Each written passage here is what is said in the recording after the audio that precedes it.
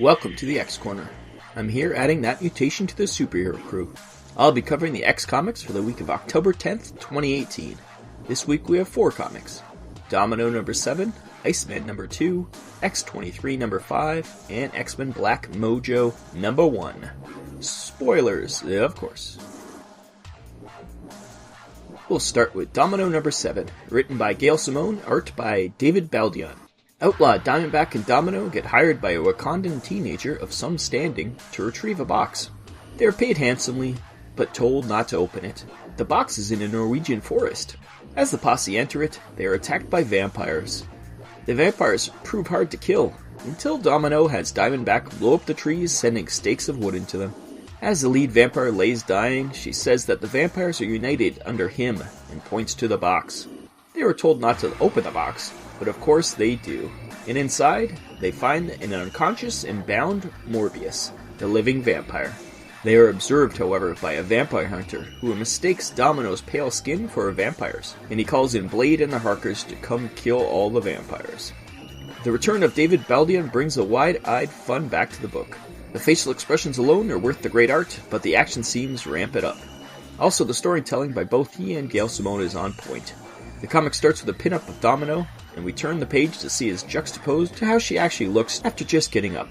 It brings a reality to a comic that is so bombastic usually. I feel like I always say it, but this series is as solid as hell. 8.5 out of 10. Then there's Iceman number 2, written by Sina Grace and art by Nate Stockman. Emma Frost has come to ask Bobby for help. She thinks her brother is in trouble from her father. He sent the boy to a conversion therapy place to cure him of being gay. Now he's been brought over the place and she assumes her dad has plans for him. They get to her father's mansion to find her brother, Christian, acting perfectly normal. Emma assumes some kind of mind control since her father seemed to possess some abilities when they last met. Iceman finds a locked door, and when they break in, they find Emma's dad dead. It was Christian who had the psychic abilities, and now he's subconsciously manifesting his father to attack Emma and Bobby. Bobby has the idea for Emma to send them into his mind to try and stabilize Christian. Bobby is fighting his own subconscious fears and the manifestation of Emma's father as she tries to find Christian. Christian wants to know why she left him in that place, and she says she's sorry, and she'll stick with him now. He snaps out of it, and they embrace. They go back to the real world, and then Emma kicks Bobby out, and he has to ice slide back to New York City, but he receives a match on his dating app. We then go to Mr. Sinister, who has a need for Iceman, and it seems he's sending out one of his creations to make the date. This started as a fun quip fest with Bobby getting convinced by Emma to help against Kitty's wishes, but turned quick when they showed the institution Christian was in, and said he tried to commit suicide before they drugged him into oblivion. It's an interesting addition to the X background to have Emma have a brother very much like Legion, but due to very different circumstances. I'll be interested to see if they touch on this again in the future. The art was a little cartoony again for my tastes, but there were some nice layouts. The page of Emma bracing her brother was quite good. Overall, a pretty deep comic wrapped in a comic book trope. 7.5 out of 10. Then we have X-23 number 5, written by Mariko Tamaki, and art by Juan Cabal. Okay, I'm going to try and get the cuckoos right in this one, so here goes.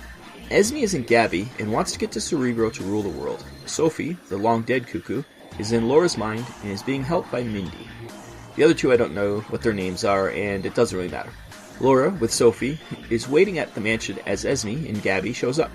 Sophie talks through Laura and tells the other sisters that Esme killed her. The other two confront Esme, who says she's been controlling them all along to get this power. She then stabs one of them, although it doesn't come up again, so I guess it was a mild stabbing. Laura, with Sophie, and Esme and Gabby fight, but it's all a distraction since Mindy has gotten to Cerebro to boost her powers. She confronts Esme with the help of her sisters, including the one in Laura, to exorcise Esme out of Gabby, killing her. Esme, not Gabby. We then get a funeral party that Gabby has thrown for Esme, and we find out the 3 surviving cuckoos have run off. The comic ends with a great family photo as Laura pretends not to enjoy Gabby's wackiness, but secretly does. This was a good, if little predictable, finish to the Cuckoos arc. It was a story about sisters, and I think it pulled off the theme pretty well, at least on the Laura-Gabby side.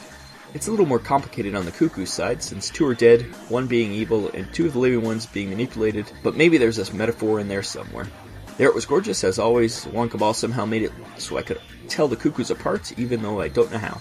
Evil Gabby was also spooky, as she was just the same Gabby, but with facial expressions to twist her, so much from the lovable kid we know. Great work, and he as always pushes the grade of this comic up. It's going to be 8 out of 10 for a solid resolution, even if one of the cuckoos suddenly healed from a stab through the chest off panel.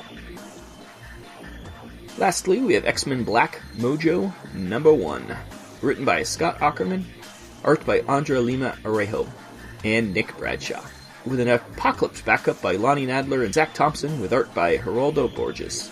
This is a Mojo story, so of course it's absurd. We have Mojo planning to kill all the newer X-Men and bring back the classics, but first he has to go do reconnaissance. In fact, he's going to get a coffee from a shop to try and work up the nerve to hit on a girl who's there. He runs into Glob, who immediately knows who he is, and Glob tries to spark up a conversation with him. They walk around New York City, and Glob explains how he deals with looking so hideous. That some people are nice and some are mean, but that shouldn't get you down. Mojo's so taken by all that, he actually saves the little girl and her cat from being run over. Glob walks them back to the mansion and says they should hang out again sometime and try not to kill us in the meantime.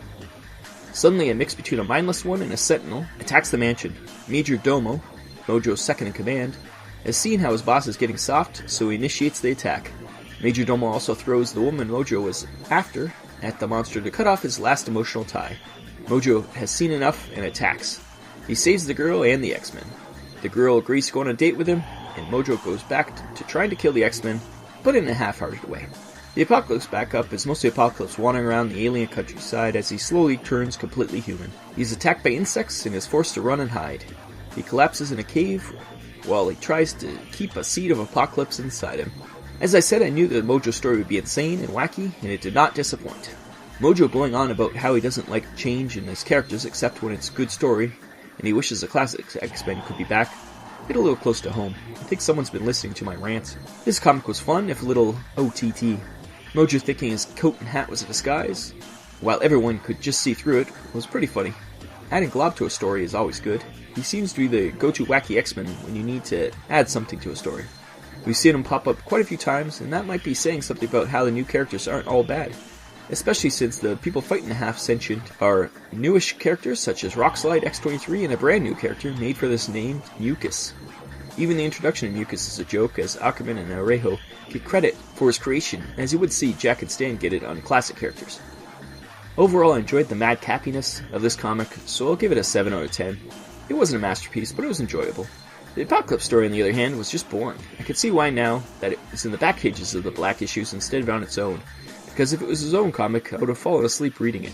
It's just Apocalypse monologuing about unintelligible things until he turns human and collapses. It's all in his mind, I'm calling it now. 5 out of 10. Another week of books, and overall it was fine. We got some resolution and some funnies, so what more can we ask for? I know a lot more, but it'll have to do for now. See you next week.